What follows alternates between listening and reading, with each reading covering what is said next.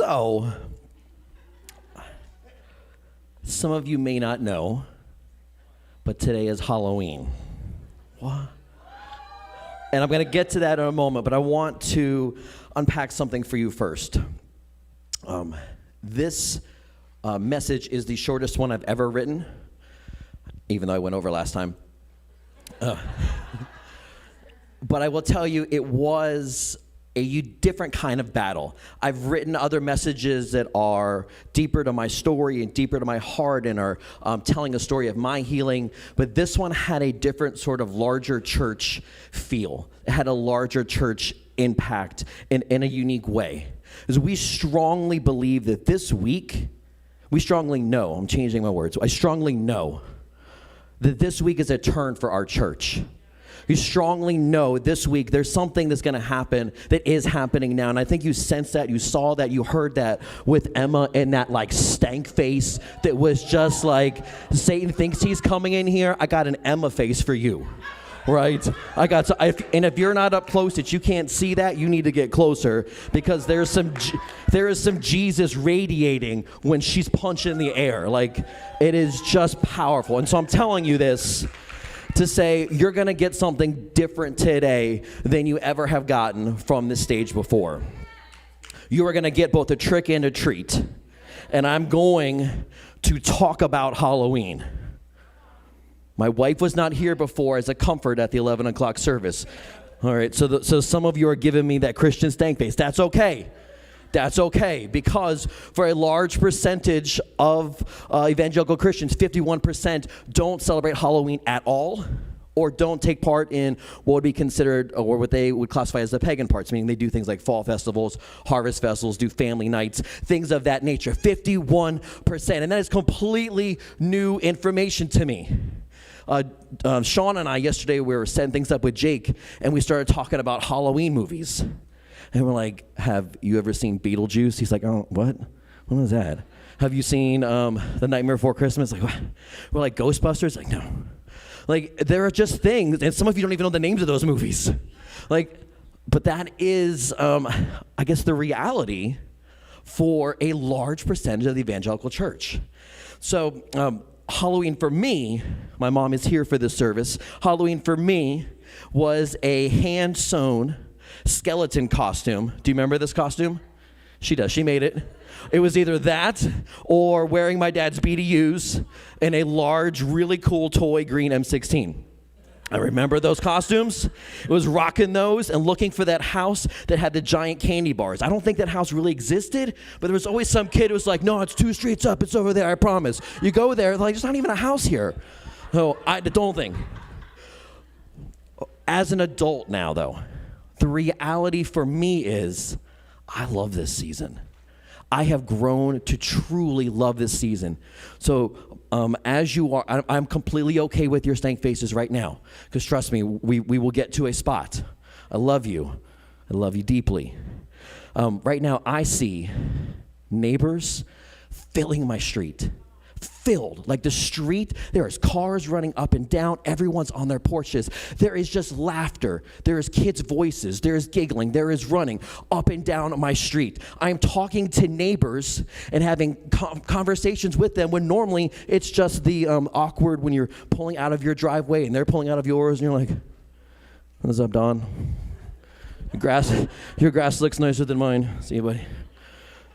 If you know where I live, I call Don, my neighbor, Don the grass mon because his grass is always on point, and my grass not so much on point. I feel bad. For Halloween, I see my kids jacked up and excited over trading candy, over taking pictures, over costumes, and over seeing characters. Characters are a real business for me and my family. You show up to my house just with a backpack as a teenager, you're getting a mint. Okay? However, if you show up rocking a costume that my girls love, we've got full-size prizes. We call them prizes.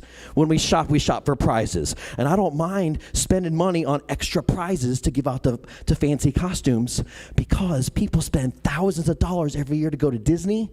You know what they want to do? They just want to see the characters. But right now, characters are knocking on my door And my girls are stoked to see Elsa or stoked to see Mickey Mouse. I'm like, I have taken my kids to Disney, Jen. Disney comes to me. All right, so I'll spend that money. That is what I see. And I will also tell you, I have the added bonus as a former teacher of those kids showing up at my door and finding my house. I don't know if any of you are teachers, but them, when they find your house and they're in their costumes, and they're like, Mr. Dennison? And I remember like 2 years ago, I was like, Angelique, put some clothes on. Where is your dad? I still have that selfie. I was like, right, this is not what we did in 5th grade. And then you're like, oh my goodness, that is Angelique. What is she wearing? How old am I?